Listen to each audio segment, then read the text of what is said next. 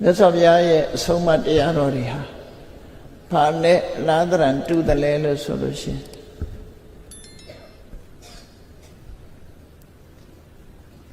ရင်ဉာဏ်နဲ့မှထွက်တဲ့ထညက်ခဲလို့ပဲဘသူပဲဒီထညက်ခဲကိုစားယုံကြည်လို့စားသည်ဖြစ်စေမယုံကြည်ပဲနဲ့စားသည်ဖြစ်စေကြိုက်လို့စားသည်ဖြစ်စေမကြိုက်ပဲစားတာပဲဖြစ်စေမြည်သူလူမျိုးပဲစားထညက်ခဲဟာချိုးတဲ့အရာကိုထုတ်ပေးတာသိချတယ်ပေါ့မြတ်စွာဘုရားရဲ့ဆုံးမတရားတော်တွေဆိုတာဒီလိုပါပဲဓမ္မဆိုတာအလုံးအတွက်ဟောပြောထားတာဖြစ်သည့်အတွက်ကြောင့်မြည်သည့်ဘာသာဝင်မြည်သည့်လူမျိုးပဲပုဂ္ဂိုလ်မျိုးပဲဖြစ်ဖြစ်လူပဲဖြစ်ဖြစ်နတ်ပဲဖြစ်ဖြစ်အသိဉာဏ်ရှိတဲ့ပုဂ္ဂိုလ်တိုင်း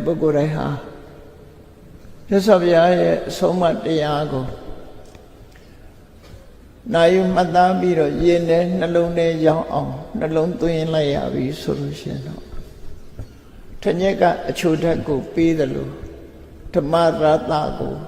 တုံ့ပြန်ပြီးတော့ပေးမယ်ဆိုတာသိချပါပဲဖြစ်တယ်ပေါ့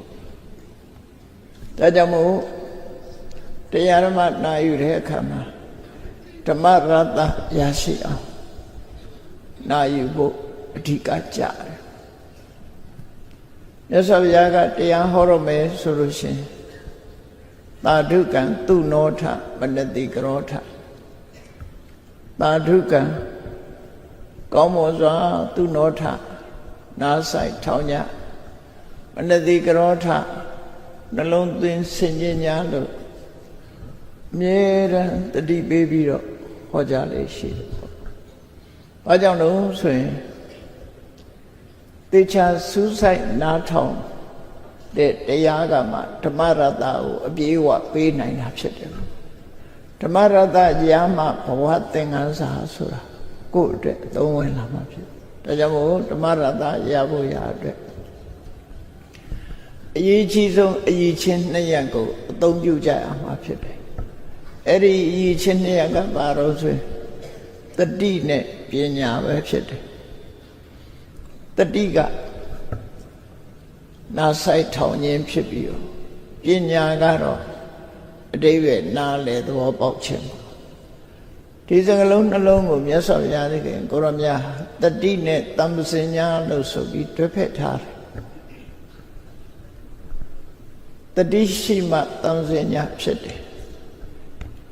တတိသက်သက်တင်မဟုတ်ဘဲနဲ့တမ္ပစဉ္ညာပါမှလည်းအကျိုးရှိတယ်ပေါ့နိုင်ငံခြားတိုင်းပြည်တွေမှာဘုရားဘာသာကနီးကိုယူပြီးတော့ mindfulness လေ့ကျင့်ခန်းဆိုပြီးတော့တတိလေ့ကျင့်ခန်းတွေလုပ်နေကြတယ်ခဏ mindfulness based stress reduction ဆိုပြီးတော့တတိကိုအခြေခံပြီးတော့စိတ်ဖိစီးမှုတွေကိုလျှော့ချခြင်းဆိုတဲ့သင်္นานတစ်ခုဤပညာတရားအနေနဲ့ဖွင့်လှစ်ပြီးတော့သင်ကြားနေကြတယ်တကယ်တော့မြတ်စွာဘုရားဟောထားတဲ့တတိပဋ္ဌာန်သုတ်ကလေ့ကျင့်ခန်းပါသို့တော့မြတ်စွာဘုရားကတတိကိုတတိတစ်ခုတည်းလေ့ကျင့်ခိုင်းတာမဟုတ်ဘူးဘုရားဘာသာဝင်နေတဲ့ပြီးဆုံးတဲ့လေ့ကျင့်မှုကတတိနဲ့တမ္ပစဉ္ညာလို့ဒီလိုမှန်တတိတစ်ခုတည်း mindfulness တစ်ခုတည်းမဟုတ်ဘူးလို့ mindfulness and comprehension လို့ပြောတတိလည်းရှိရမယ်အသိလည်းရှိရမယ်တတိနဲ့အသိဒီနှစ်ခုတွဲဖက်ပြီးလေ့လာမှပို့ပြီးတော့အကျိုးရှိမှာဖြစ်တယ်တတိထားယုံနေအကျိုးရှိမှာမဟုတ်ဘူးတတိထားတဲ့အတိုင်းနောက်ကဆင်းရဲတုံတရားဆိုတဲ့တမ္ပစဉ္ညာအပညာလည်းပါရမှာဖြစ်တယ်တရားနာပြီးဆိုရင်တတိနဲ့တရားအာယုံကိုစူးစိုက်ခြင်းနဲ့အသိပညာဖြင့်နားလည်အောင်ကြိုးစိုက်ခြင်းဒီနှစ်ခုပဲဖြစ်တယ်ပေါ့စာပေကျမ်းကမှလည်းဒါကိုရှင်းရှင်းလင်းလင်းဟောထားတာရှိတယ်ပညာဥဆောင်တဲ့တတိနဲ့စကလုံးကိုမမိအောင်ကြိုးစားရမယ်တတိဥဆောင်တဲ့ပညာနဲ့အဓိပ္ပာယ်ကိုနားလည်အောင်ကြိုးစားရမယ်လို့ဒါဟာလူတွေမှာရှိတဲ့အရေးချင်းနှစ်ရပ်ကိုအသုံးချခြင်းပဲဖြစ်တယ်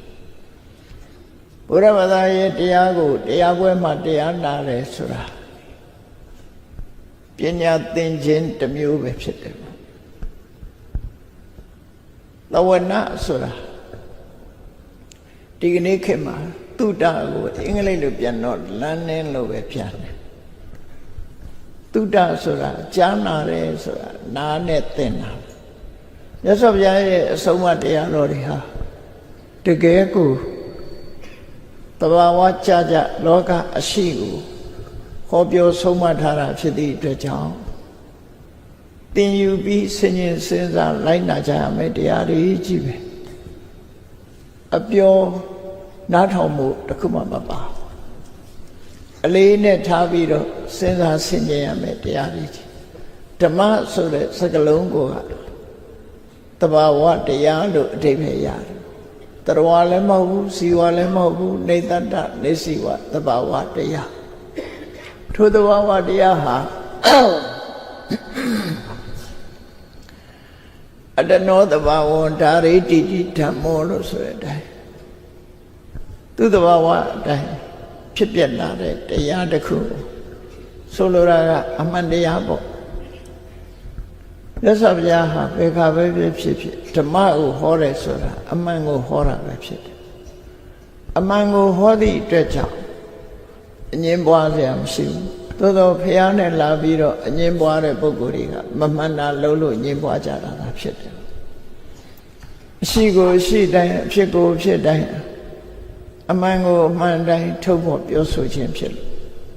မြတ်စွာဘုရားကိုယ်တိုင်က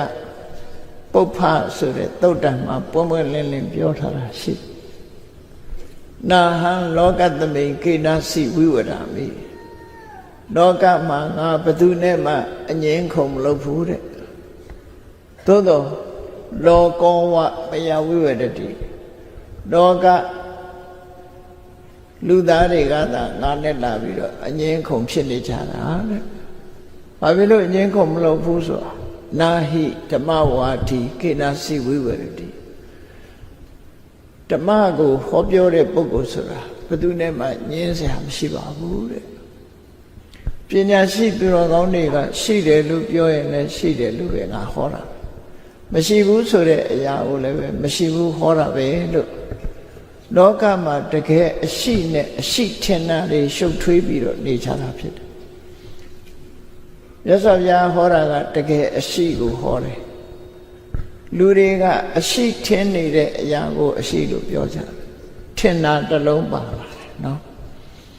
ထင်တာမြင်တယ်ဆိုတာ illusion လို့ခေါ်တယ်အစစ်အမှန်နဲ့ဝေးတယ်အစစ်အမှန်မဟုတ်ဘူးမရှိဘူးဆိုတဲ့အရာနဲ့မြတ်စွာဘုရားကတကယ်မရှိတဲ့အရာကိုပြောတယ်လောကလူသားတွေကမရှိကိုအရှိလုပ်ပြီးတော့ပြောကြပြန်အရှိကိုမရှိတာလှုပ်ခြင်းမရှိတာကိုအရှိလှုပ်ခြင်းအရှိကိုမရှိလှုပ်ခြင်းဆိုတာကြောင့်မို့လို့အငြင်းပွားကြရဖြစ်နေကြတာ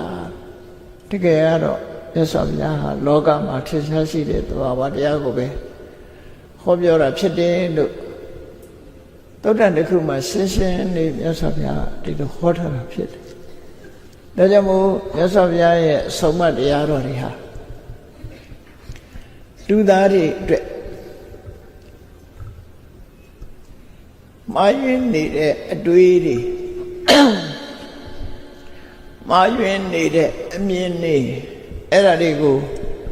ဖယ်ရှားပြစ်နိုင်တဲ့တဘာဝအစစ်မှန်ကိုထုတ်ဖော်ပြီးတော့ဟောကြားဆုံးမခြင်းသာဖြစ်တယ်တဘာဝတရားတစ်ခုဟာအတုရောင်နေရဲ့ရောထွေးစေမှုကြောင့်တွေးဝေသွားစေတတ်တဲ့အတုရောင်နေကြတယ်မှာအစစ်မှန်ကိုရှာဖို့လွန်ခဲ့ရင်ဆိုပါတော့စိတ်အစစ်တပွင့်စိတ်အတုတွေရန်ထားလိုက်မယ်ဆိုလို့ရှိရင်မကျွမ်းကျင်တဲ့ပုဂ္ဂိုလ်တရားအနေနဲ့ဘယ်ဟာစိတ်အစစ်လဲဘယ်ဟာစိတ်အတုလဲဆိုမခွဲနိုင်ဘူးရွှေအစစ်နဲ့ရွှေအတုဆိုလို့ရှိရင်အတုတွေကလည်းပဲရွှေအစစ်လို့ဖိတ်ဖိတ်တောက်ပြီးတော့အယောင်ဆောင်နေကြတာဖြစ်သည့်အတွက်ကြောင့်ရွှေအစစ်ကိုရွေးယူပါဆိုတမန်ပုဂ္ဂိုလ်တရားဟာရွေးနိုင်စွာမရှိကြဘူးထို့တူပဲမြတ်စွာဘုရားရဲ့အဆုံးအမတရားတော်တွေထဲမှာလေ လောကမှာဟောပြောကြတဲ့အတုအယောင်တွေကဝင်ရောက်ပြီးတော့လွှမ်းမိုးထားတဲ့အခါမှာအစစ်ဟာကွဲပြောက်တယ်လို့ဖြစ်နေတတ်တယ်။ဒါကြောင့်မို့ဒီကနေ့ကံကောင်းကြတဲ့မြန်မာလူမျိုးတွေကံကောင်းတယ်ဆိုတာဘာကြောင့်ကံကောင်းလဲဆိုရင်လွန်ခဲ့တဲ့17ရာစုလို့ခေါ်တဲ့ပကံခေတ်ကစပြီးတော့မြတ်စွာဘုရားရဲ့အဆုံးအမဖြစ်တဲ့ပိဋက3 သွယ်နိကေ9ပြားတပည့်ခဏပေါင်း8400ပါဠိစာပေနဲ့ရေးထားတဲ့ပါဠိဘာသာနဲ့ရေးထားတဲ့ဒီကျမ်းစာတွေဟာအဲ့ဒီအချိန်ကနေစပြီးမြန်မာပြည်ရောက်ရှိထုံးကပြန်ပွားနေတာပဲဖြစ်တယ်ခဏထိအောင်တခြားနိုင်ငံတွေမှာရောက်ရှိလာတော့လည်းပဲမြန်မာပြည်လောက်အင်အားကောင်းတဲ့ပြန်ပွားမှုရှင်သန်မှုမရှိဘူးတကယ်ကတော့ပရိယတ္တိသင်ယူမှုအတိုင်းအတာနဲ့ကြည့်လိုက်မယ်ဆိုရင်မြန်မာပြည်ကထိတ်တန်းမှရှိပါတယ်ပိဋကစာပေသင်ယူမှုနဲ့ပတ်သက်ပြီးထိတ်တန်းမှရှိအဲ့ဒါလို့ပကံခေတ်ကလေးကရောက်ရှိလာတဲ့ပိဋက3 သွယ်နိကေ9ပြားဆိုတဲ့ပါဠိကျမ်းဂန်တွေဟာမူရင်းထေသဖြစ်တဲ့အိန္ဒိယနိုင်ငံမှာတော့ကွယ်သွားပြီဖြစ်တယ်မြန်မာနိုင်ငံမှာလာရောက်ပြီးမြန်မာလူမျိုးတွေရဲ့လက်ထဲပိုင်ဆိုင်တဲ့တကယ်တန်ဖိုးမဖြတ်နိုင်တဲ့ယရဏသဖွယ်ရရှိထားကြဒါအလွန်ကံကောင်းတယ်လို့ပြောအောင်ဖြစ်တယ်ကိုယ်နိုင်ငံဖြစ်ပစ္စည်းမဟုတ်တော့လည်းပဲတခြားနိုင်ငံမှာဖြစ်တဲ့ယရဏကိုယ်နိုင်ငံကပိုင်နေဆိုရင်လောကီယရဏဆိုရင်ဂုဏ်ယူကြမှာပါမြန်မာပြည်ကတန်ဖိုးမဖြတ်နိုင်တဲ့ငမောက်ဆိုတဲ့ပြမြာကြီးဟာနိုင်ငံသားလက်ထဲပါသွားပြီးတိုင်းတစ်ပါးရောက်နေတာတန်ဖိုးဟာတန်ဖိုးပါပဲတန်ဖိုးကတော့ကျသွားတာမဟုတ်ဘူးရှရဏရဲ့တန်ဖိုးကတော့ပြေဝရှိ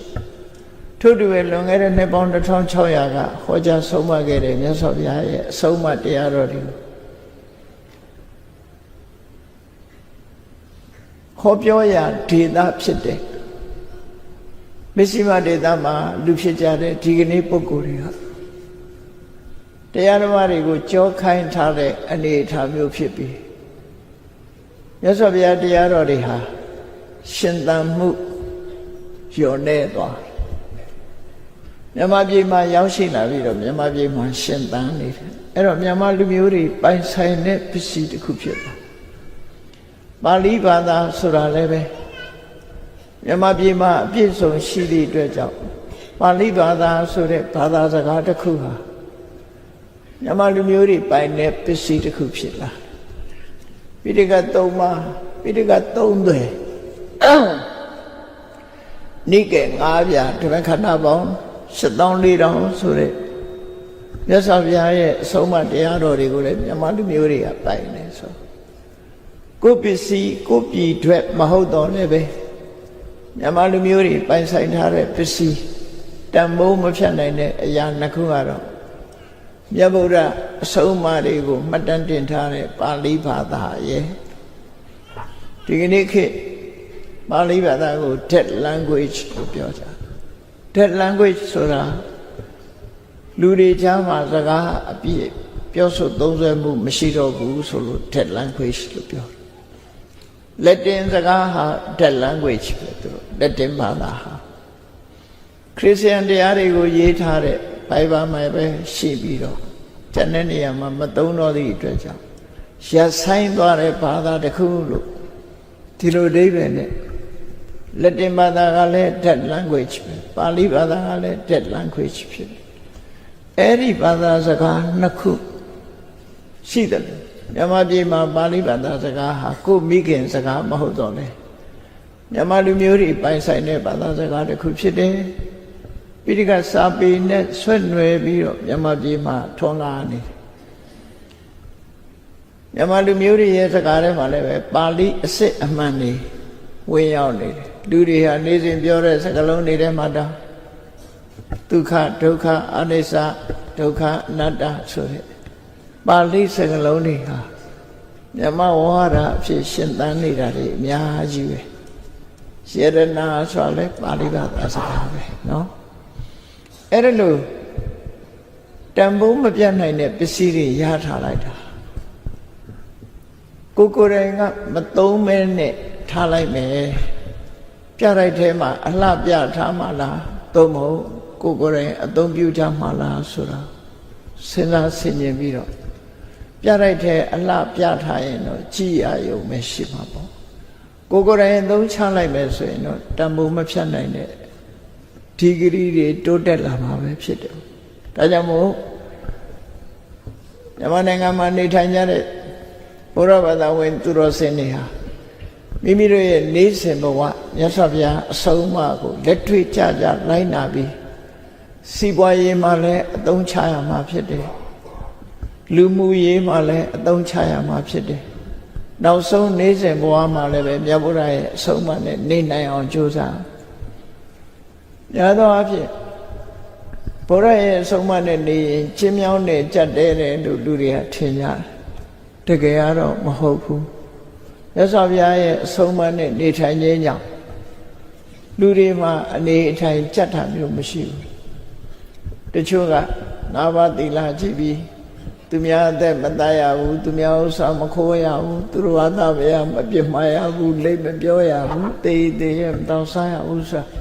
ကြည့်ပြီးတော့ဒါတွေမလုပ်ရရင်လောကကြီးကပြည့်စရာကြီးလို့အောက်မေ့နေကြလိမ့်မယ်တကယ်စဉ်းစားကြည့်လိုက်မယ်ဆိုရင်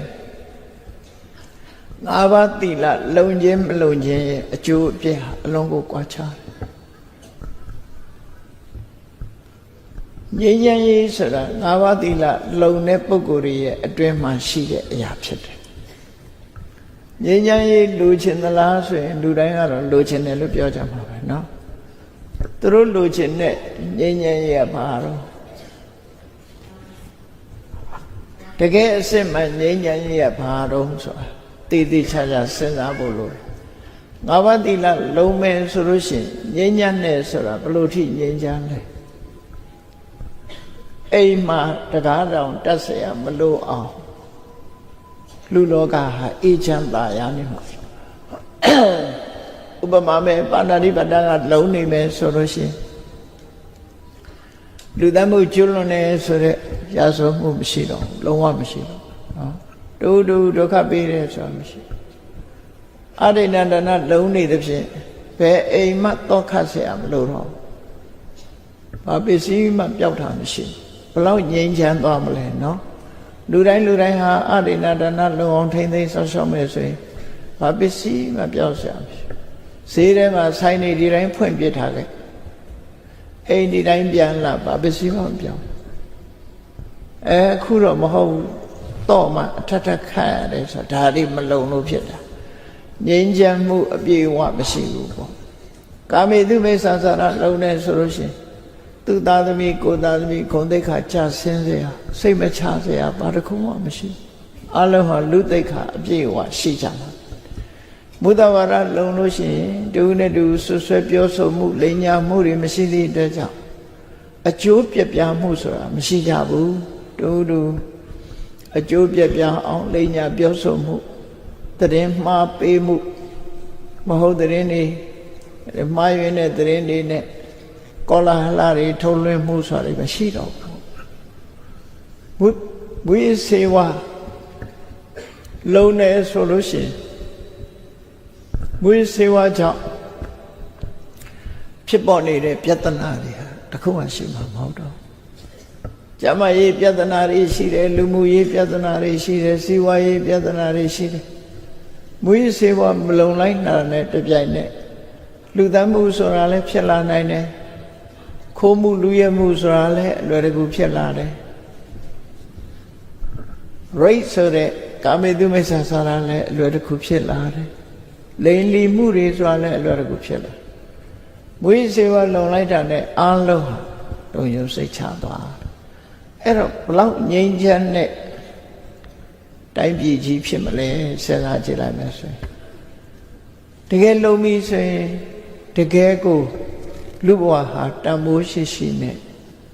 ငြိမ်းချမ်းသာရစွာကိုယ်လုပ်ငန်းလေးကိုလုပ်ပြီးတော့လူတွေဟာစိတ်နှလုံးအေးချမ်းစွာနေနိုင်ကြမှာဖြစ်တယ်ပေါ့အဲ့တော့မြတ်စွာဘုရားရဲ့အဆုံးအမအပြည့်အဝ လိုက်နာကြမယ်ဆိုလို့ရှိရင်အစစ်မှန်ဖြစ်တဲ့လူတွေမကြားဘူးတဲ့ငြိမ်းချမ်းမှုမျိုးရခုခေတ်ငြိမ်းချမ်းတယ်ဆိုတဲ့ငြိမ်းချမ်းမှုဟာတဏ္ဍာမကြားရတာတို့လောက်ပဲရှိမှာနော်တိုက်ခိုက်မရှိတာလောက်ပဲဖြစ်မဲ့တော့ခတ်နေရအောင်မှာအဲ့ဒီလောက်ထိအောင်ငြိမ်းချမ်းမှုဆိုတာမြတ်စွာဘုရားရဲ့ဆုံးမတရားကိုလိုက်နာမယ်ဆိုလို့ရှိရင်တော့ငြိမ်းချမ်းမှုဟာပြေဝရမှာဖြစ်တယ်ပေါ့ဒါကြောင့်လူရဲ့အည်ချင်းတွေကြာဆင်းမသွားစေပဲမြတ်စွာဘုရားရဲ့ဆုံးမတရားတော်ရဲ့ဓမ္မရတ္တကိုရရှိအောင်ကြိုးစားအထောက်ကြမှာဖြစ်တယ်အဆုံးမတရားတော်တွေအတိုင်းလိုက်နာမယ်ဆိုရင်အလုံးမဲ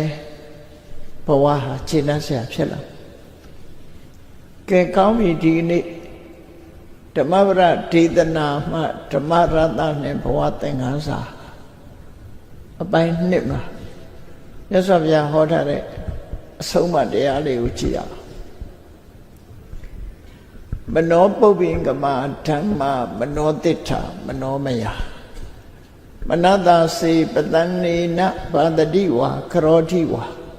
တတောနံဒုက္ခမနွေတိသာယဝအနာပါယိနိပါဠိဘာသာနဲ့ဟောလိုက်တဲ့စကားတပိုက်ချင်းအဓိပ္ပာယ်ပြောရမယ်ဆိုမနောပုပ္ပိင်္ဂမဓမ္မမနောဆိုတာလူတွေရဲ့စိတ်ကိုပြောတာဓမ္မဆိုတာသဘာဝတရားတွေသဘာဝတရားဆိုတာစာပေကျမ်းကမှာတော့စိတ်နဲ့စေတသိက်မှာ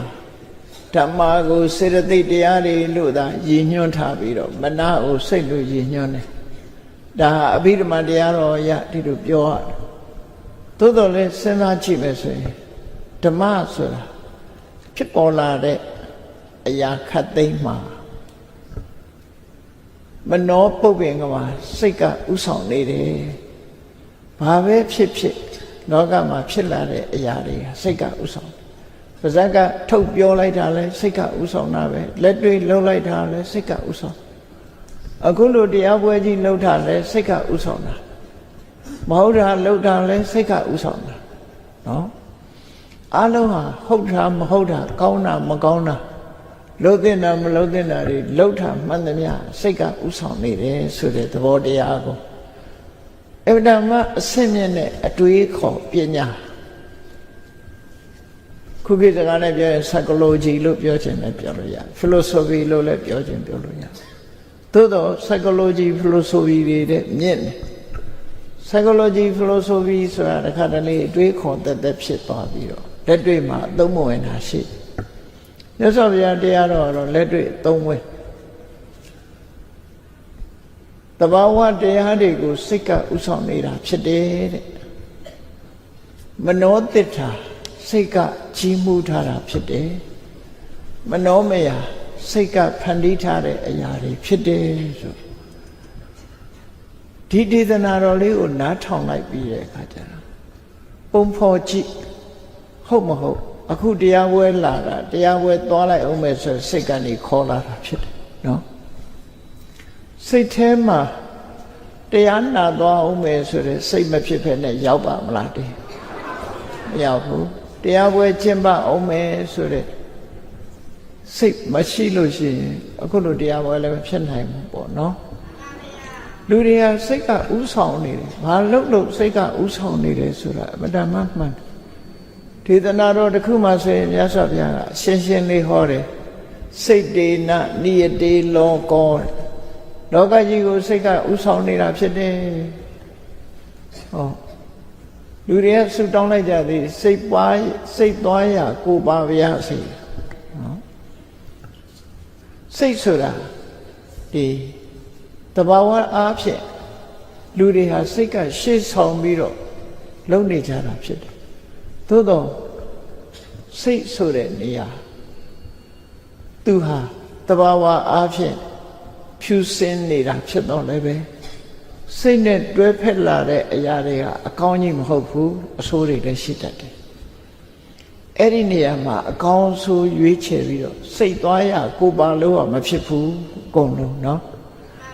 စိတ်သွားတိုင်းကိုပါမယ်ဆိုရင်မကောင်းတဲ့စိတ်သွားရင်လည်းမကောင်းတဲ့ကိုကြီးပါနေမှာပေါ့ ဒါကြောင့်မို့စိတ်ဖြစ်တိုင်းအကုန်လုံးလိုက်ပြီးတော့ဖြစ်ရမှာမဟုတ်ဘူးမကောင်းတဲ့စိတ်နဲ့တွဲဖက်လာတဲ့အခါမှာမကောင်းတဲ့စိတ်တွေကိုခုနပြောတဲ့တတိနဲ့ပညာနဲ့ဒီနှစ်ခုနဲ့ထိန်းချုပ်ထားမှာဖြစ်တယ်အဲ့ဒီတဘာဝဖြစ်နေတဲ့စိတ်ကိုတတိပညာရဲ့အထိန်ကွက်မပါဘဲနဲ့လွတ်ပေးလိုက်လို့ရှိရင်မကောင်းတဲ့လောဘတွေဒေါသတွေမောဟတွေမာနတွေအိတ်တာတွေမစ္စရိယတွေဆိုတဲ့စိတ်ထဲမှာဖြစ်ပေါ်လာတဲ့အညစ်အကြေးတွေက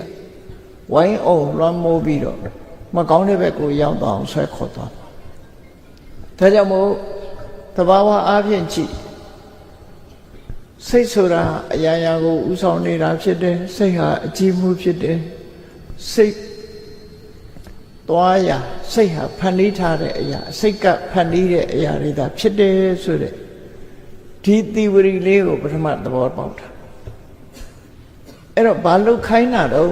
မြတ်စွာဘုရားကစိတ်ကဥဆောင်နေတယ်လို့ပြောလိုက်တဲ့ဖြင့်တို့တွေဟာစိတ်ကိုထိန်းရမယ်ဆိုတာသဘောပေါက်တာစိတ်မထိန်းမှုဆိုလို့ရှိရင်ဖြစ်ချင်အားဖြစ်သွားနိုင်တယ်ပေါ့ခဏခေတ်မှာရာဇဝမှုကျွလွန်မှုတွေတို့မဖြစ်တဲ့နာတွေဖြစ်ကြတာတို့ဆိုအဲ့ဒီဥဆောင်နေတဲ့စိတ်ကိုမထိန်းလိုက်နိုင်တဲ့သဘောပဲစိတ်ဆိုတာလွတ်ထားရမှာမဟုတ်ဘူးထိန်းရမယ်ဆိုတဲ့သဘောကိုလည်းပဲနားလည်ရမှာဖြစ်တယ်ဘာလို့လဲဆိုရင်အရာခတ်သိမ်းကိုစိတ်ကဥဆောင်နေတယ်ဆိုလို့ရှိရင်ဒီစိတ်ဟာအရာခတ်သိမ်းကိုဥဆောင်နေတာဆိုအဆိုးကိုလည်းဥဆောင်လိုက်မယ်အကောင်းကိုလည်းဥဆောင်လိုက်မယ်နားလည်ရမယ်ကွာအဲ့တော့တတိတို့ပညာတို့နဲ့အဆိုးကိုဥဆောင်မှုမပေးစေရဘူးအကောင်းဘက်ကိုသာဥဆောင်မှုပေးရမယ်ကောင်းတဲ့ဘက်ကိုအသုံးချလိုက်လို့ရှိရင်တန်ဖိုးရှိမယ်လို့သူတို့ဆိုလို့ပစ္စည်းဆိုတာသူ့နေရာသူ့တန်ဖိုးရှိတာနေရာတိုင်းမှာဖြစ်တာမဟုတ်ဘူးစိတ်ရဲ့တန်ဖိုးဟာတတိပညာနဲ့ထိန်းချုပ်နိုင်မှတန်ဖိုးတက်တာဖြစ်တယ်တခြားလောဘဒေါသမောဟတွေနဲ့ဝင်ပြီးတော့ရောရှက်သွားပြီဆိုရင်စိတ်ဟာတန်ဖိုးကျသွားတာတန်ဖိုးကျသွားဒါကြောင့်မို့ဒီသဘောတရားလေးကိုရှုစွာမှတ်သားပြီးမြတ်စွာဘုရားကဆက်ဟောတာကြည့်မနတာစေပတန်နေနာအဲ့ဒီဥဆောင်တဲ့စိတ်ဟာတဲ့တွဲဖက်လာတဲ့ကြည်နူးစရာကောင်းတဲ့တတိတွေပညာတွေတရားတွေရေရောတတ်တဲ့အလောဘဆိုတဲ့သဘောတရားတွေအမုန်းကင်းစင်တဲ့အာရောသဆိုတဲ့သဘောတရားတွေစဉ္ညတုံတရားလို့ခေါ်ရတဲ့အမောဟဆိုတဲ့သဘောတရားတွေနဲ့စိတ်လေးဟာကြီးလာပြီဆိုလို့ရှိရင်တဲ့အဲ့ဒီအကောင်းတွေနဲ့တွဲဖက်လာတဲ့စိတ်နဲ့ဘာတတိဝါပြောလိုက်မယ်ဆိုရင်စကားပြောလိုက်မယ်ဆိုရင်ကရောတိဝါအလုပ်တစ်ခုလုပ်လိုက်မယ်ဆိုရင်စိတ်တိုင်းကိုပြောတာမဟုတ်ဘူးနော်စိတ်ကဥဆောင်တယ်ဒါဖြင့်အဲ့ဒီဥဆောင်တဲ့စိတ်လေးဟာကောင်းတဲ့အရာတွေနဲ့တွဲဖက်လို့ချီနူးဝဲဖြစ်လာတဲ့စိတ်ကလေးကဖြစ်လာတယ်အဲ့ဒီချီနူးဝဲဖြစ်လာတဲ့စိတ်ကလေးနဲ့စကားပြောလိုက်မယ်အလုပ်တစ်ခုလုပ်လိုက်မယ်ဆိုရင်ရလကဘာထွက်လာတော့တတောနံဒုက္ခမနွေတိချီလင်အေးမြတဲ့တန့်စင်မွန်မြတ်တဲ့စိတ်နဲ့ပြောလိုက်ပြုလိုက်တယ်ဆိုတဲ့အလုပ်တစ်ခုလုပ်ခြင်းကြောင့်အဲ့ဒီပုဂ္ဂိုလ်နောက်ဒုက္ခဆိုတဲ့အစဉ်ပြေမှုချမ်းသာမှုတွေဟာထက်ချက်မကွာလိုက်ပါနေမှာပဲဖြစ်တယ်။ဘာနဲ့ဥပမာတူတုံးဆိုရင်ဆာယဝအနုပါယိနိဆာယဝအနပါယိနိလူသွားလို့ရှိရင်လူရဲ့အရေးဟာဘယ်တော့မှခွဲထားခဲ့လို့မရဘူး။သွားတဲ့နေရာအရေးဟာပါနေတယ်လို့ပဲချမ်းသာဒုက္ခဟာကိုယ်နဲ့ထက်ချက်မကွာပါနေမှာဖြစ်တယ်လို့မြတ်စွာဘုရားဒီဥပမာနဲ့ဟောတာလူတိုင်းနားလဲတဲ့ဥပမာနဲ့ပြောတာအဲ့ဒီဓမ္မရတလေးကိုအကျဉ်းချင်းစဉ်းစားကြည့်တို့တွေရဲ့ဘဝမှာဥဆောင်နေတာစိတ်ဖြစ်တယ်ဒါကြောင့်မို့ဒီစိတ်ကိုကြည်လင်တန်ရှင်းမွန်မြတ်တဲ့စိတ်ဖြစ်ဖို့လိုတယ် ကြည်လင်တန့်စင်နေတဲ့စိတ်မျိုးနဲ့ပြောစရာရှိလို့ပြောလိုက်မယ်လှုပ်စရာရှိလို့လှုပ်လိုက်မယ်ဆိုလို့ရှိရင်အဲ့ဒါဟာအဲ့ဒီလှုပ်ရကြောင်းဖြစ်ပေါ်လာတဲ့ကံတရားတွေကဒုက္ခဆိုတဲ့အစဉ်ပြေမှုချမ်းသာမှုတွေကိုနောက်ပါလာမှာဖြစ်တယ်ကိုယ်နဲ့အတူတကွရှိနေမှာဖြစ်တယ်လူရဲ့အရေးဟာလူသွားရအမြဲတမ်းပါနေတယ်လို့ပဲဒုက္ခဟာလည်းပဲကိုယ်သွားရအမြဲတမ်းပါနေမယ်ဟောဒီဒေသနာကဒီလိုဟောလို့ရင်ဖြစ်တယ်နော်အဲ့တော့မြတ်စွာဘုရားရဲ့အဆုံးအမတရားတော်တွေဟာမိုင်းစင်တာတိချင်းလို့ခေါ်တဲ့စိတ်ကိုဗဟိုပြုပြီးတော့ဆုံးမတာဖြစ်တယ်တခြားဘာသာတွေကြတော့ God Center Teaching လို့ပြောမှာဖြစ်တယ်ဒါဘာကြောင့်တခြားဘာသာကိုထည့်ပြောတာတော့ဆိုမတူညီတာလေးတွေကိုသိစေခြင်းလို့နော်တခြားဘာသာတွေကြတော့ဖះကြိုက်တယ်မကြိုက်ဘူးဆိုတာ ਨੇ ပြောလို့ရှိကြတယ်ဟုတ်လား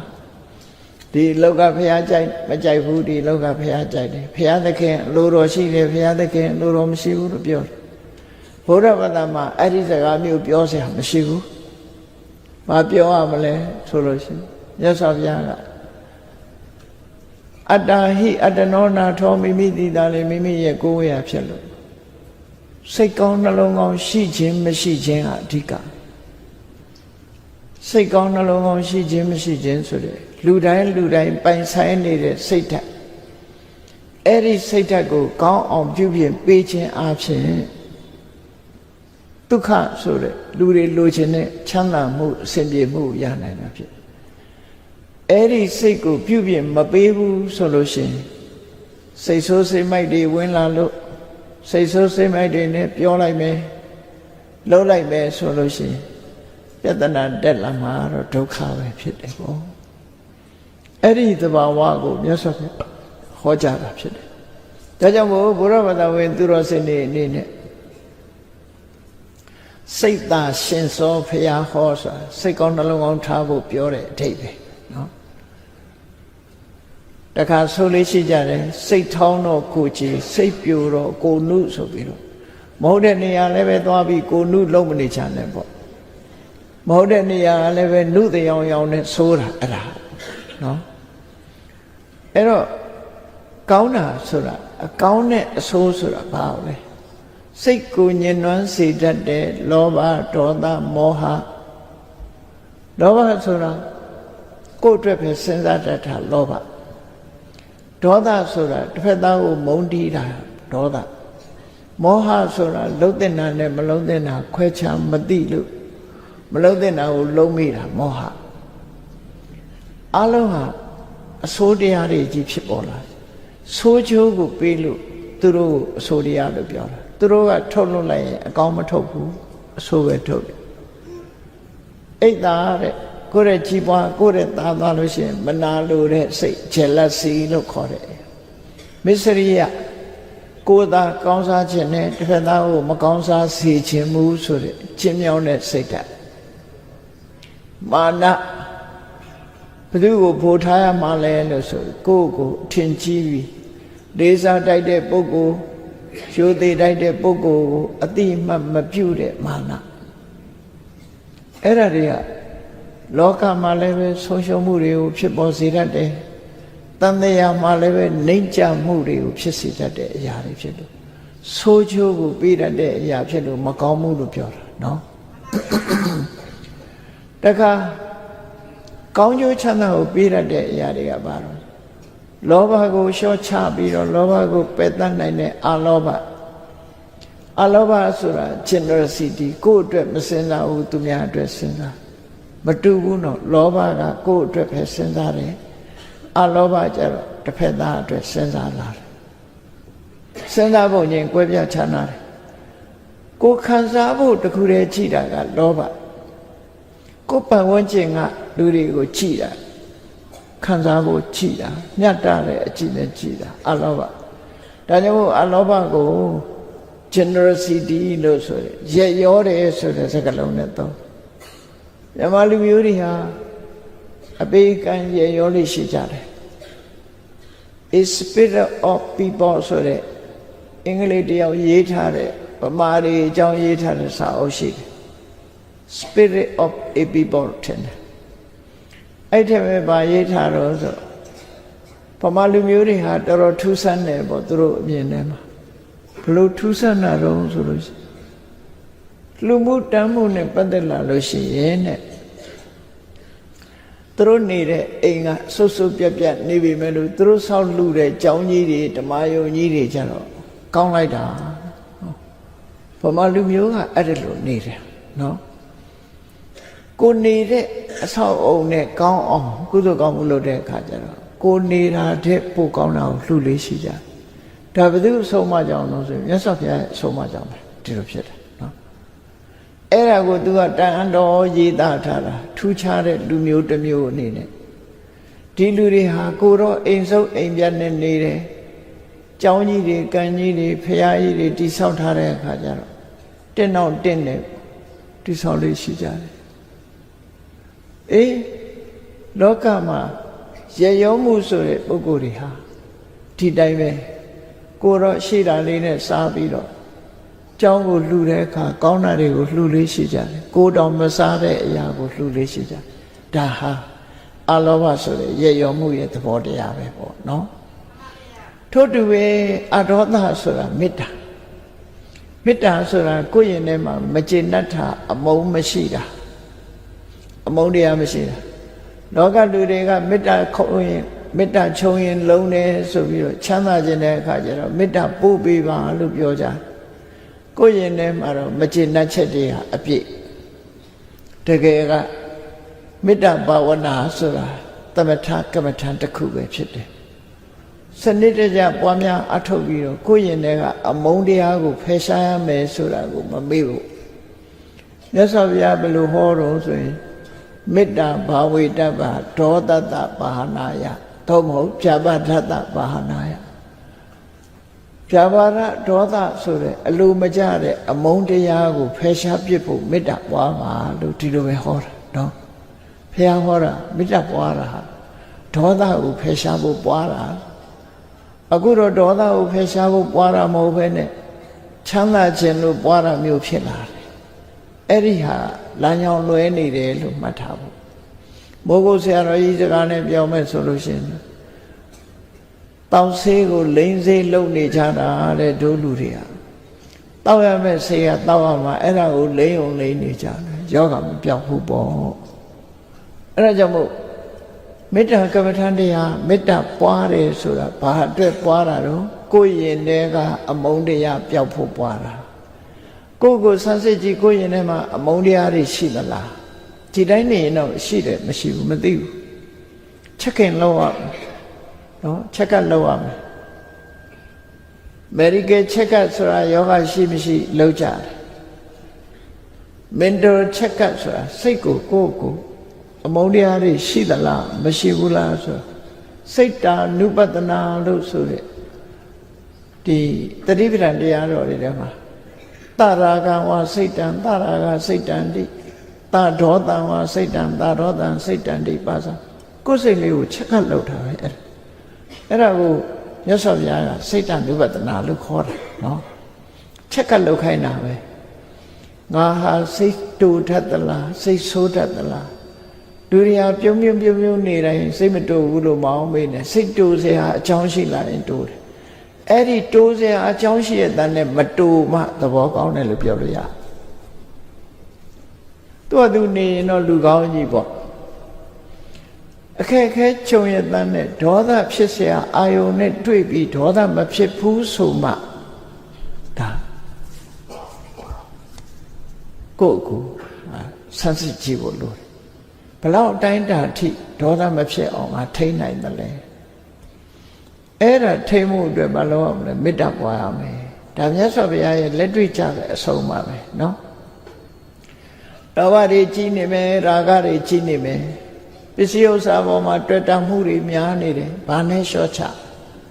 လူတယောက်ပေါ်မှာခင်မင်မှုတွေတွေ့တာမှုတွေများနေတယ်ဘာနဲ့လျှော့ချအားလုံးဟာဆေးရှိတယ်ခေါင်းကိုက်ရင်တော့ပါရာစီတမောတောက်ကြမယ်ပေါ့ဟုတ်လားခေါင်းကိုက်မယ်ဇက်ထိုးမယ်ကြောင်းအောင်မယ်ဆိုရင်တော့ဆေးတောက်ကြ သို့တော့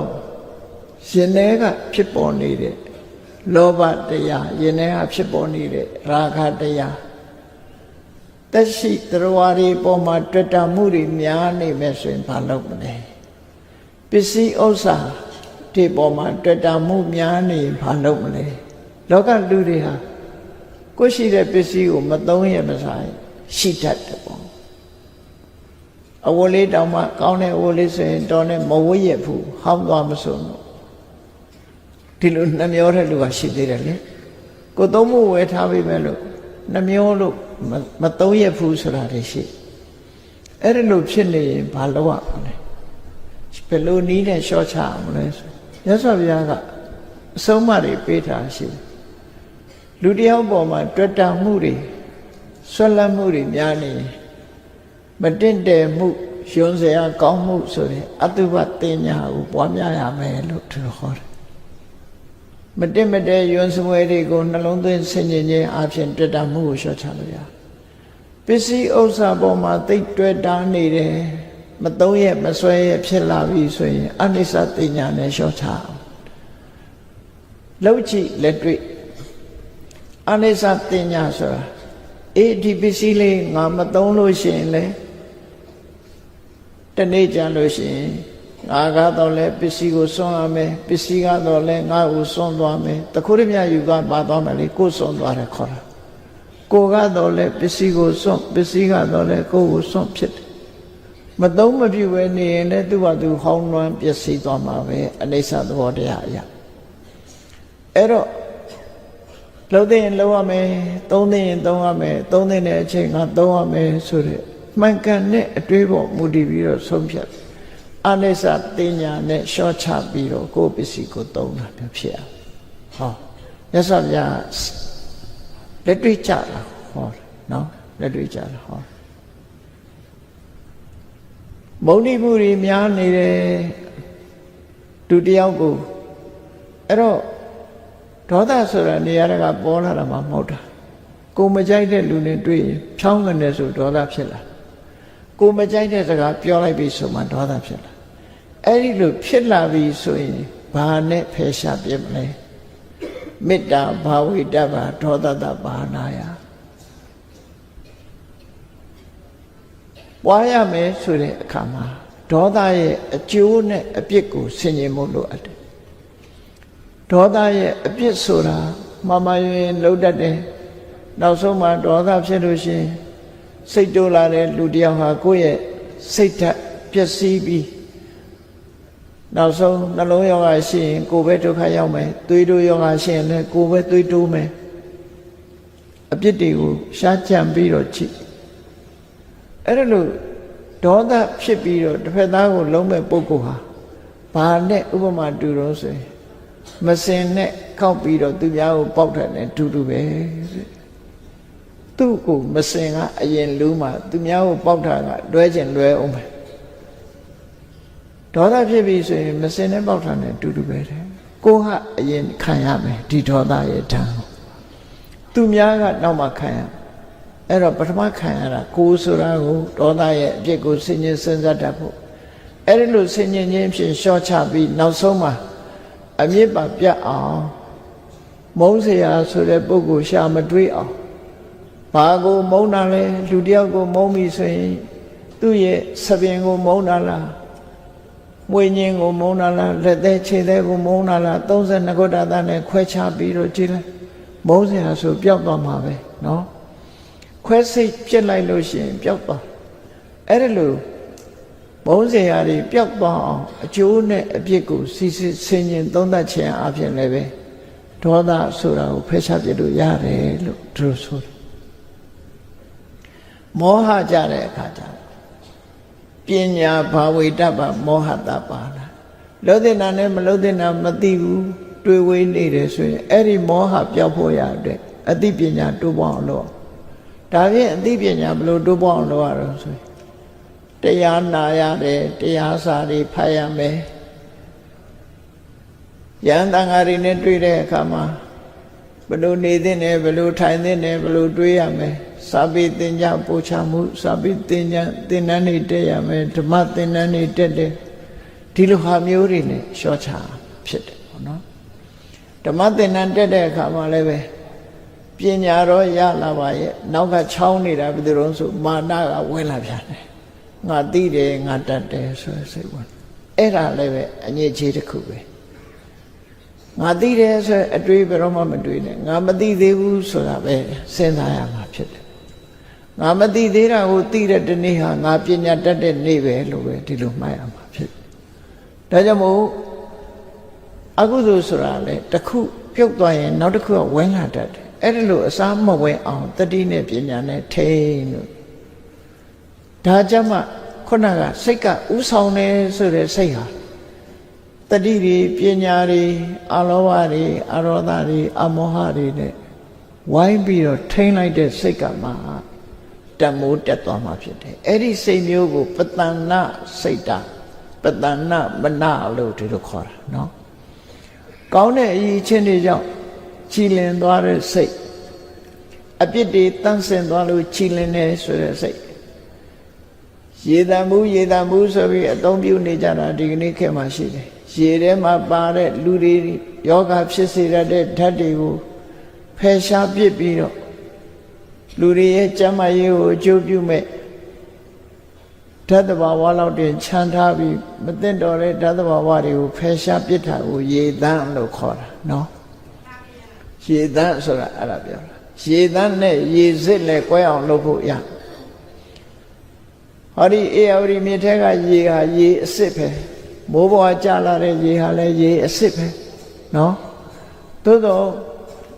အေယဝတီမြစ်ထဲကရေဟာရေအစစ်တော့ဟုတ်တယ်ရေတန်းဟုတ်ချင်မှဟုတ်မယ်ကိုကျမ်းမရေးအတွက်မသိတော့တဲ့ဓာတ်တွေပါနေရင်ရေတန်းမဟုတ်ဘူးရေစစ်တော့ဟုတ်တယ်အဲ့ဒါမျိုးလိုပဲဒီကနေ့ခေတ်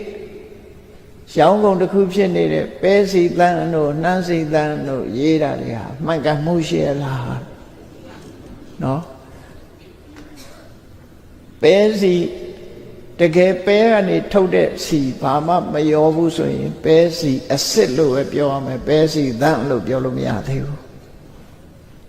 အဲ့ဒီထက်မဲ့မလိုအပ်တဲ့ဓာတ်တွေကိုတန့်စင်ပြစ်ပြီးတော့လူတွေစားသုံးလို့ယောဂမဖြစ်ဘူးဆိုမှပဲစီတန်းလို့ခေါ်ရမှာဖြစ်တယ်ပေါ့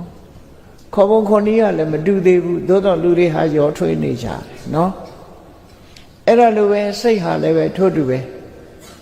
နော်မကောင်းတဲ့အရာတွေနဲ့တွဲပြီးတော့လောဘတွေဒေါသတွေမောဟတွေမာနတွေနဲ့တွဲနေတဲ့စိတ်ဟာပဋုဋ္ဌစိတ်ပဋုဋ္ဌမနပျက်စီးနေတဲ့စိတ်လို့ပြောတာအဲ့ဒီပျက်စီးနေတဲ့စိတ်နဲ့လှုပ်လိုက်ပြောလိုက်မယ်ဆိုလို့ရှိရင်ပြောလိုက်မယ်လှုပ်လိုက်မယ်ဆိုရင်ဒုက္ခတတိကြီးလိုက်လာမှာဖြစ်တယ်ဒုက္ခဆိုတာ problem ပြဿနာပြောနောက်ဘဝကျဒီတဲ့ကြီးတဲ့ဒုက္ခလိုက်လာအေးပတဏမနလို့ဆိုတဲ့တတိတို့ပညာတို့အလောဘအရောဓအမောဟဆိုတဲ့သဘာဝတရားတွေနဲ့ထိန်းချုပ်ပြီးတော့တန့်စင်နေတဲ့မွန်မြတ်နေတဲ့စိတ်ဓာတ်နဲ့စကားတစ်ခုပြောလိုက်မယ်အလုပ်တစ်ခုလုပ်လိုက်မယ်ဆိုလို့ရှိရင်အဲ့တန့်စင်မွန်မြတ်တဲ့စိတ်နဲ့ပြောသမျှစကားလုပ်သမျှအလုပ်တွေကြောင့်ရှင်တဲ့နှလုံးထဲမှာကောင်းမြတ်တဲ့သဘာဝကံတရားတွေဖြစ်ပေါ်လာပြီးအဲ့ဒီကံကြောင့်သူဟာဖြစ်လျက်ဘဝမှာချမ်းသာဒုက္ခတွေအစဉ်ပြေမှုတွေဟာသူနဲ့ထက်ချက်မကွာပါရှိနေမှာဖြစ်တယ်လို့ဒီဒေသနာမှာဒီလိုဟောတာနော်အဲ့တော့စိတ်ဓာတ်ဘလောက်အရေးကြီးတယ်ဆိုတာစဉ်းစားဆင်ခြင်တတ်ဖို့လိုတယ်အရေးကြီးတဲ့စိတ်ဓာတ်ဒါကြောင့်မို့ကိုယ့်ဘဝမှာကိုယ်စိတ်လေးကိုတန့်စင်နေအောင်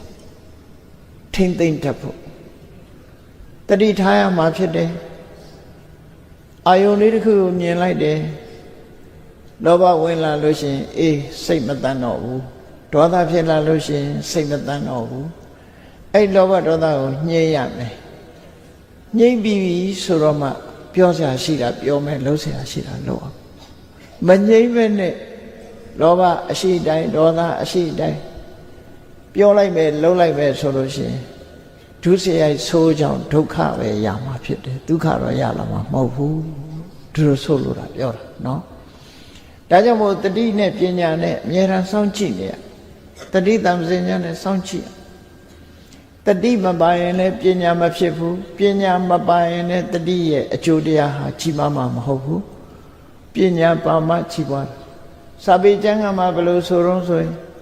နာဟိတတိဝိရိတာပညာနာမအဋ္ဌိလောကမှာတတိမပါတဲ့ပညာဆိုတာမရှိဘူးတတိမရှိဘဲနဲ့ပညာဖြစ်တယ်ဆိုတာမရှိဘူးလို့ဆိုလို့လေနော်ပညာအစစ်မဖြစ်ဘူးပညာဆိုတာဒီကနေ့ခေတ်လူတွေပြောနေကြတယ်တက္ကသိုလ်တွေကောလိပ်တွေကျောင်းတွေမှာသင်တာကိုပညာသင်တယ်လို့ပြောတာတကယ်ကတော့အဲ့ဒါပညာမဟုတ်ဘူးတုတ္တလို့ခေါ်တဲ့ subject matter ကိုသင်ရင်းတာလည်းဖြစ်တယ် subject matter ကိုပဲသင်ရင်းကိုသာဖြစ်တယ်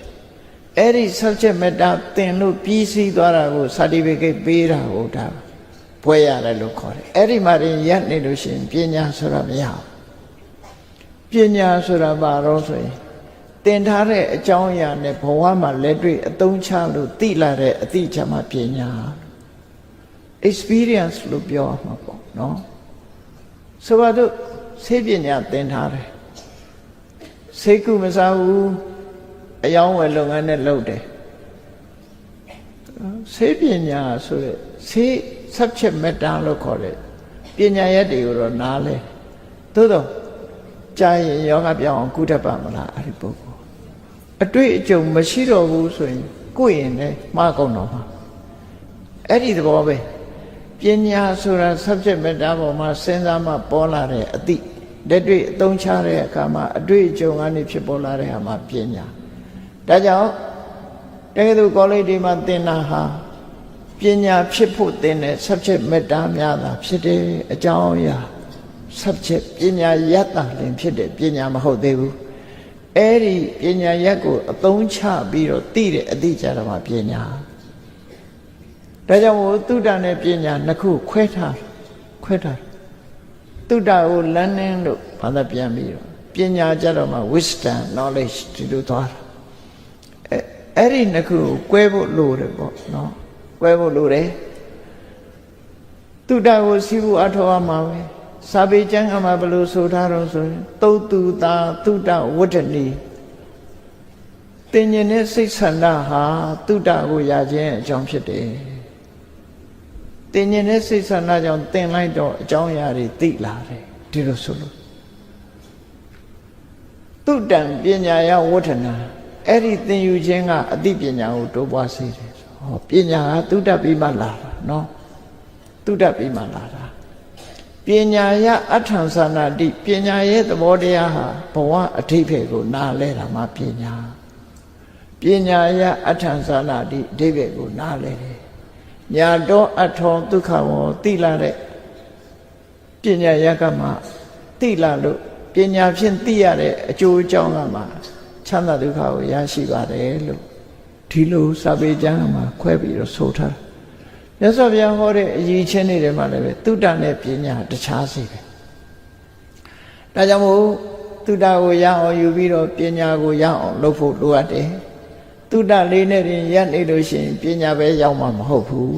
ဒီလိုသဘောဟောမှာဖြစ်တယ်အခုလည်းပဲ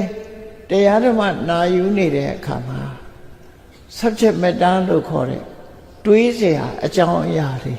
မြတ်စွာဘုရားရဲ့အဆုံးအမစကားတွေသိရှိနေကြအဲ့ဒီသိရှိနေတဲ့အဆုံးအမစကားတွေကိုလက်တွေ့ဘဝမှာအသုံးချလိုက်လို့သိရှိနားလည်ပြီးအကျိုးရလာပြီးဆိုတော့မှပညာဆိုတာဖြစ်လာမှာဖြစ်တယ်ပေါ့အဲ့ဒီပညာမှကောင်းကျိုးချမ်းသာကိုဖြစ်ပေါ်စေမှာအခုမြတ်စွာဘုရားဆုံးမတဲ့စကားကိုပဲကြည့်မနတာစေပတနေနပါတတိဝါကရောတိဝါ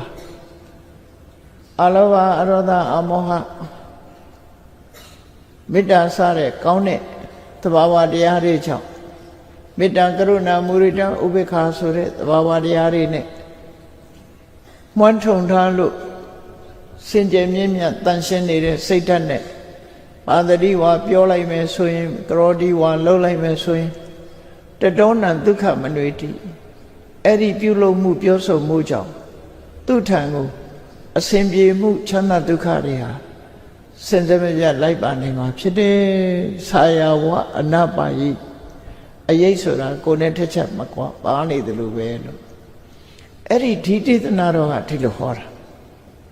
ဘာကြောင့်မြတ်စွာဘုရားဒီဒေသနာတော်ကိုဟောတယ်လို့ဆို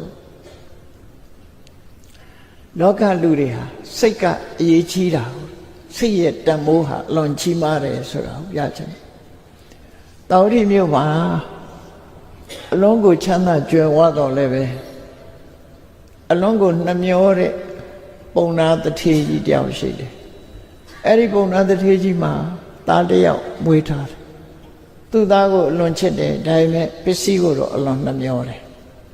အလွန်နှမျောသည့်အတွက်ကြောင့်သူ့သားကိုကျမ်းမအောင်တော့ဝါအောင်ကျွေးဖို့မရဘူးကျမ်းမအောင်တော့စားရဖို့မရဘူးအဲ့ဒီတထေသားလေးဟာအရွယ်ရောက်လာတဲ့အခါမှာအဖေရဲ့ချုပ်ချက်မှုတွေနဲ့လူပြိုပေါက်အရွယ်လေးမှာယောဂရလာတဲ့အခါမှာလည်းပဲကျွမ်းကျင်တဲ့သမားတော်တွေနဲ့ကုရင်ပိုက်ဆံကုန်းမှာစိုးသည့်အတွက်ကြောင့်ဆေးစရာတွေကိုမေးတယ်ဒီလိုယောဂဖြစ်ရင်ဘာလုပ်ရလဲဆိုဒါမေးတဲ့အခါဆေးစရာတွေကတောင်းတောင်းအီးပြောလိုက်တာပေါ့နော်ဘယ်အရွက်ကိုသုံးခွက်တစ်ခွက်တင်ကြိုတော့ပြောက်တယ်တို့အဲ့ဒါလိုတွေဆေးမီးတို့တွေပေးလိုက်တယ်အဲ့ဒါတွေနဲ့ကုတာကုရင်နဲ့ယောဂကျွမ်းသွား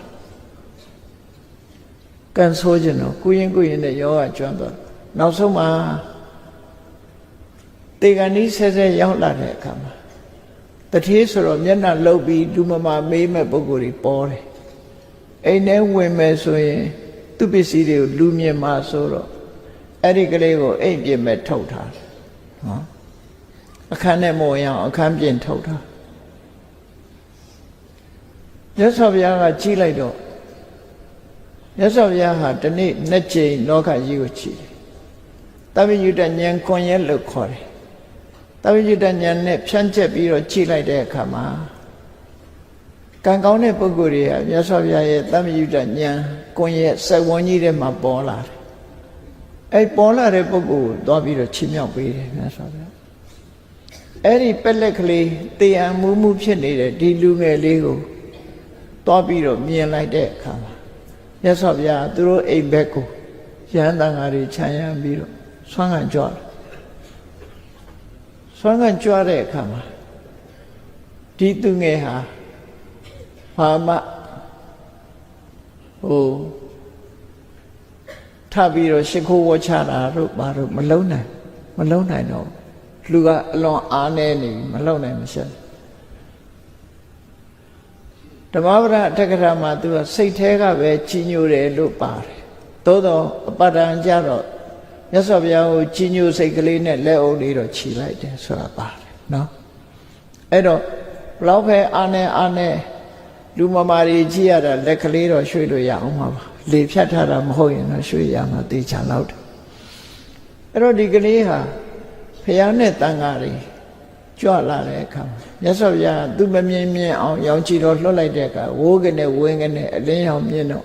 ဘာလေးလို့အာယူပြီးတော့ချိလိုက်တဲ့အခါမှာမြတ်စွာဘုရားနဲ့တန်ဃာတွေကိုမြင်လိုက်တယ်မြင်လိုက်တဲ့အချိန်မှာသူ့ရင်ထဲမှာတရားဆိုတဲ့စိတ်ဖြစ်လာနော်အာကိုရာတစ်ခုအနေနဲ့စိတ်ထဲမှာဖြစ်ပေါ်လာတယ်ဩလောကမှာတကယ်သူတော်စင်ပုဂ္ဂိုလ်ကြီးပါလားထပြီးတော့ရှ िख ိုးလိုက်ချင်တာတစုံတစ်ခုရှိတာလှူလိုက်ချင်တာဘာတစ်ခုမှသူမလုံးနိုင်တော့ဘူးသို့တော့သူတတ်နိုင်တာလေးစိတ်ထဲကနေပြီးတော့ချီနူးတဲ့စိတ်ကလေးသူမှဖြစ်ပြီးတော့လက်ဥကလေးတော့ခြိလိုက်တယ်သူတော်စင်မှန်းသိပြီးလက်ဥကလေးတော့ခြိလိုက်တယ်အဲ့လိုလေးလက်ဥလေးခြိလိုက်တဲ့အချိန်လေးမှာပဲမျက်လုံးနှလုံးဟာမိတ်သွားပြီးတော့စွတ်တိတ်စိတ်ချသွားတခြားကုသိုလ်ဘာတစ်ခုမှမရှိပေမဲ့လို့စိတ်ကလေးကြီးနေတဲ့အချိန်လေးနဲ့လက်ဥလေးခြိလိုက်ရခုနပြောတဲ့တည်းပဲဘာတတိဝါကရောတိဝါဆိုတဲ့မှာလက်ဥလေးခြိလိုက်ရတာသူ့အတွက်အမြတ်ကပဲเนาะအဲ့ဒီကုသိုလ်လေးဟာတမန်အပြင်တော့ဘာမှတန်ဖိုးမရှိဘူးလို့ထင်ကောင်းထင်လိမ့်မယ်သို့တော့မြတ်စွာဘုရားဟောတာစိတ်ကဥဆောင်နေတယ်လို့ဟောတယ်မဟုတ်လားစိတ်ကကြီးစိုးထားတယ်အရာခတ်သိမ်းကိုစိတ်ကဖန်တီးထားတယ်လို့မနောသစ္စာမနောမယလို့ဟောထားတာ စိတ်ရဲ့စွမ်းအားဟာအမှန်တမ်းကြီးမားတယ်ဘလောက်ဝေးဝေးခုတရားပွဲရောက်လာတာစိတ်ကြောင့်ရောက်လာတာစိတ်မပါလို့ရှိရင်ကော်ထုတ်တောင်ထွက်လာမှာမဟုတ်ဘူးနော်ပြောကောင်းပြောလိုက်ပဲဘာနဲ့လာတာတော့ဆိုကားစီးလာတာကားပေါ်တက်ဖို့ကဒီစိတ်ကြောင့်တက်လို့ရတာလေတရားနာခြင်းနဲ့စိတ်ကြောင့်တက်လို့ရတာတရားနာခြင်းနဲ့စိတ်မရှိဘူးဆိုရင်ဘယ်သူခေါ်လို့မှလာမှာမဟုတ်ဘူးဒါဦးစဉ်းစားကြည့်စိတ်စွမ်းအားဟာအမြဲတမ်းကြီးမားတယ်လို့ဆိုလို့မြတ်စွာဘုရားပေါ်မှာတရားတရားဖြစ်ပြီးတော့စိတ်စွမ်းအားလေးနဲ့တရားစွမ်းအားနဲ့လက်ဥကလေးတစ်ချိန်ခြိလိုက်တဲ့အချိန်လေးမှာစွတ်တိစိတ်ကြာသွားတာတာဝရိန္ဒနတ်ပြည်သွားပြီးတော့ဒီကုသိုလ်ကောင်းမှုလေးကဲ့တင်လိုက်လို့နတ်ပြည်ဒါကအသိဉာဏ်ရှိတဲ့လူတယောက်ဒီစိတ်စွမ်းအားကဒီလိုကောင်းကျိုးပေးတာမဆမ်းပါဘူးအသိဉာဏ်မရှိတဲ့ဖားကလေးတစ်ကောင်အကြောင်းကြားဖို့ကြတယ်မဟုတ်လားမြတ်စွာဘုရားခေကရာရေကန်ကြီးနာမှာတရားဟောနေတဲ့အချိန်မှာရေကန်ထဲကဖားလေးဟာခုန်တက်လာပြီးမြတ်စွာဘုရားအတန်ကိုအကောင်းဆုံးမသိတော့လဲပဲကြည်လင်အေးမြတဲ့အန္တရာယ်ကင်းတဲ့အတန်အန္တရာယ်မကင်းတဲ့အတန်ဆိုတာတိရစ္ဆာန်တွေကသိပါတယ်ကိုယ်ရံပြုမဲ့အတန်လားရံမပြုမဲ့အတန်လားမေတ္တာတန်လားကရုဏာတန်လားဆိုတာတော့သူတို့မှခံစားချက်ကလေးတွေရှိမြတ်စွာဘုရားရဲ့အတန်လေးကိုအာယုံပြုနေတဲ့အချိန်လေးမှာအနန္တလာငေးတဲ့နွားကြောင့်သားကတပြာနဲ့သူ့ကိုမမြင်ရလို့အပေါ်ကနေတပြာနဲ့ထောက်ပြီးတော့ဖိလိုက်တဲ့အခါမှာတပြာနဲ့ထောက်ပြီးတော့ဖိညတ်ခံရတဲ့အတွက်ကြောင့်စိတ်ထဲမှာကြည်နူးနေတော့ဖားလေးဟာတည်သွားတဲ့အခါမှာတာဝရိန္ဒနတ်ပြည်သွားပြီးဖဏတ်တာဆိုတာဖြစ်တယ်ဒါစိတ်စွမ်းအားလို့ပြောတာနော်အဲ့ဒါကိုပြောတာမနတာစေပတန်နေနဆိုတာကြည်လင်တဲ့စိတ်ကလေးနဲ့လူတယောက်ဟာဘဝတစ်ခုအဆုံးသတ်မယ်ဆိုရင်အဲ့ဒီကြည်လင်တဲ့စိတ်စွမ်းအားဟာနောက်ဘဝမှာချမ်းသာဒုက္ခကိုပေးစွမ်းနိုင်တဲ့စွန့်ရင်တတ္တိတွေရှိတယ်လို့ဒီလိုဟောတာခုနကသရိုသားလေးဟာမြတ်စွာဘုရားကိုကြည်ညိုတဲ့စိတ်နဲ့လက်ဟုတ်ချီမှုရှိခို့လက်ဟုတ်ချီလိုက်တယ်လက်ဟုတ်ချီလိုက်တာသိဆုံးသွားတဲ့အခါမှာတာဝရိန္ဒနတ်ပြည်သွားဖြစ်တယ်နောက်ပိုင်းရောက်တဲ့အခါကျတော့ဒီအကြောင်းအရာကိုမသိတဲ့ပုံနာကြီးကနေတိုင်းသင်ချိုင်းသွားပြီးတော့ငိုတဲ့အခါမှာသူသားလုပ်တဲ့ပုဂ္ဂိုလ်ကနေမကောင်းတော့ကတော့ယောဂပြောက်အောင်မခုပဲနဲ့ခုမှငိုတယ်ဒါလူသဘာဝပဲနော်လူတွေဟာအဲ့တိုင်းပဲရှိတော့ကတော့တဲ့အောင်မနေတတ်ဘူးရံဖြစ်တယ်ပြီးတော့ငိုကြတယ်ဒါထုံးစံလို့ဖြစ်နော်အဲ့ဒီမှာတာဝရိန္ဒနတ်ပြည်ကဆင်းလာပြီးတော့သူ့အဖေကိုတရားချတဲ့အကြောင်းနောက်ဆုံးမြတ်စွာဘုရားနဲ့တွေ့တဲ့အခါမြတ်စွာဘုရားကဘာကောင်းမှုမှမပြုပဲသီလလည်းစောင့်တည်တာမဟုတ်ဘူးဥပုသ်လည်းစောင့်တာမဟုတ်ဘူးဒါနလည်းလုပ်တာမဟုတ်ဘူးကြီးညိုစိတ်ကလေးနဲ့တည်းပဲအခုလိုတန်မိုးကြီးမားတဲ့အခြေအနေကိုရနိုင်သလားကြီးညိုစိတ်ရဲ့တန်မိုးဟာအလွန်ကြီးမားတယ်စိတ်ဆွမ်းအားကြီးမားတယ်ဆိုတော့ကြီးညိုစိတ်ရဲ့တန်မိုးကိုမြတ်စွာဘုရားဟောပြတဲ့အနေနဲ့ဒီဒေသနာတော်ကိုဟောတာပဲဖြစ်တယ်ပေါ့ကြီးညိုစိတ်လေးရှိလိုက်တာနဲ့ပဲဒီလိုကြိုးရတယ်ဆိုတော့ကြီးညိုတဲ့အနေနဲ့နှုတ်ကထုတ်ပြောမယ်ကြီးညိုတဲ့အနေနဲ့လက်တွေ့လှုပ်ဆောင်မယ်ဆိုရင်ဒီတဲ့ဒီအကျိုးများမှာပေါ့ဒီလိုဆိုလို့တယ်ပေါ့နော်အဲဒါကြောင့်မြတ်စွာဘုရားရဲ့ခုဓမ္မပဒမှာလာတဲ့ဒီဒေသနာတော်ရဲ့ဓမ္မရသဟာစိတ်ရဲ့တန်ဖိုးဟာဘယ်သူတွေကြောင့်တက်သွားတာတော့ဆိုရင်အလောဘအဒေါသအမောဟတတိပညာကောင်းမြတ်တဲ့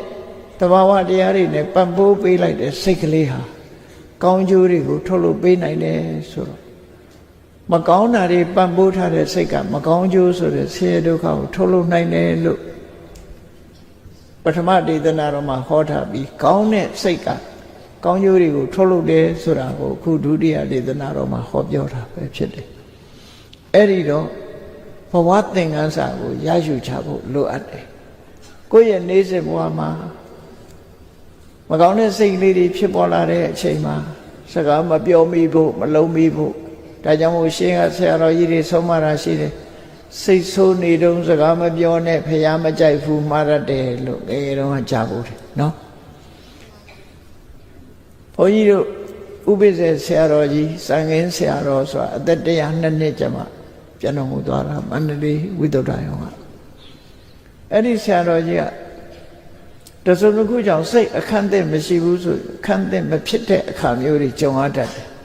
သူမကြိုက်တာတွေဖြစ်ပြီဆိုရင်ဘာလုပ်လဲဆိုလို့ရှိရင်အခန်းထဲဝင်ပြီးတကားကိုလည်းတော့ချပြီးတော့နေတာဘယ်သူမှလာတွေးလို့မရသူတယောက်တည်းသူဒေါသကိုသူပြေပြောက်အောင်လုပ်နေတဲ့သဘောပဲနော်တကားပိတ်ထားတယ်ဘယ်သူနဲ့မှတွေးမခံစိတ်တိုးနေလို့ရှိရင်အခုလည်းပဲအဲ့ဒါလို့နေတကားပိတ်ပြီးတော့ရိုက်မနေကြနိုင်ပေါ့တကားပိတ်ပြီးကိုတယောက်တည်းကိုယ်စိတ်ပြေပြောက်သိထိအောင်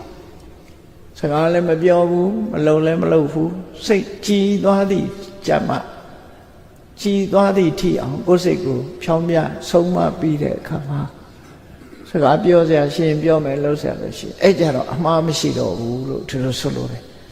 ဒါဟာဒီဓမ္မရတ္တနဲ့ဘဝသင်္ကန်းစာပဲဖြစ်တယ်ကိုယ်လက်တွေဘဝမှာလက်ပြန်ကားစပြီးတော့စိတ်ဆိုးစရာလေးကြုံရမှာကြုံပြီဆိုလို့ရှင်အဲ့ဒီလိုစိတ်ဓာတ်ကိုယ်စိတ်ဓာတ်ကိုဖြူစင်အောင်လုပ်ရမယ်စိတ်ဆိုးစရာမကြုံလို့လှူမယ်တမ်းမယ်ကုသိုလ်ကောင်းမှုလုပ်မယ်ဆိုရင်လေစိတ်ကိုစင်ကြယ်တန်ရှင်းအောင်တရားတွေတတိတွေသမာဓိတွေပညာတွေဝီရိယတွေနဲ့ပံ့ပိုးပေးပြီးတော့စိတ်ကလေးအတက်လာအောင်ဆန္ဒတွေဝီရိယတွေစိတ်ဓာတ်တွေဝိမာန်တွေနဲ့ပံ့ပိုးပြီးတော့အကြောင်းအကျိုးကိုဆင်ញင်သုံးသပ်ပြီးတော့စိတ်ဓာတ်တွေထက်သန်လာအောင်လုပ်ပြီးတော့မှဒါနကောင်းမှုလည်းလုပ်မယ်သီလလည်းစောင့်တည်မယ်ကမ္မထဘာဝနာလည်းပွားများအထောက်မယ်ဆိုတာတွေကိုလုပ်မယ်ဆိုရင်စိတ်စွမ်းအားကြောင့်လုပ်သမျှကုသိုလ်တွေဟာပို့ပြီးတော့ကြီးမားအကျိုးများလာမှာဖြစ်တယ်အေးတရားချက်ခင်သူတော်စင်ပြိဿအပေါင်းတို့ဓမ္မပရဒေသမဒေသနာမှာဓမ္မရတ္တနဲ့ဘဝသင်္ကန်းစာများအပိုင်းနှစ်မှာရသော်ဗျာဟာယခုကဲ့သို့စိတ်ဟာအရာခတ်သိမ်းကိုဥဆောင်တာဖြစ်တယ်အရာခတ်သိမ်းကိုကြီးမှုထားတာဖြစ်တယ်အရာခတ်သိမ်းဟာစိတ်ကဖန်တီးထားတာဖြစ်တယ်ဒါကြောင့်မို့ကြည်လင်မြင့်မြတ်ဖြူစင်တဲ့စိတ်ဓာတ်နဲ့ပြောမယ်ဆိုမယ်ဆိုလို့ရှိရင်ကောင်းကျိုးချမ်းသာတွေကိုယ်စီရောက်လာနိုင်တယ်အစင်မကွာကောင်းကျိုးချမ်းသာတွေဟာကိုယ်နဲ့ထက်ချက်မကွာအရေးပမာလိုက်ပါနေမှသာဖြစ်တယ်ဆိုတဲ့ဒီဒေသနာတော်စကားကိုမှတ်သားနာယူပြီးမိမိတို့ရဲ့ဘဝမှာကြည်လင်အေးမြတဲ့စိတ်ဓာတ်နဲ့ကောင်းကျိုးချမ်းသာရအောင်နေ့စဉ်ဘဝမှာပြောကြဖို့ပြုလုပ်ကြဖို့တို့တွေအရေးကြီးတယ်ဆိုတာတတိထားပြီးတော့စဉ်းစားဆင်ခြင်ပြီးကြိုးစားအားထုတ်ကြမှာဖြစ်တယ်လို့ကိုယ်စီကျင့်ကြံပွားများကြိုးစားအားထုတ်နိုင်ကြပါစေကုန်သတည်း